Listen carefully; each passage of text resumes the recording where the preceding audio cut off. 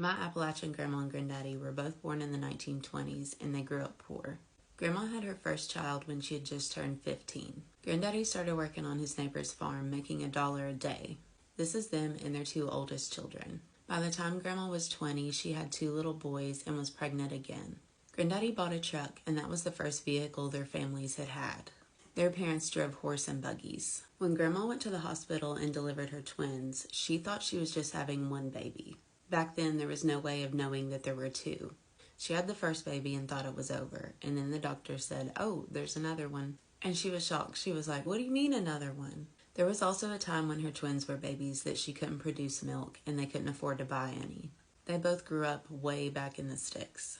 But after they had the twins, they moved into a town. There were better opportunities there for their kids, but it was really hard for them to adjust for a while. They were kind of far away from their family if they needed help, and they had just spent all the money they had saved on buying land and building a house. He went to Maiden's store and asked if he could have some milk, and he cried while telling them that he wasn't able to pay for it, and they gave it to him.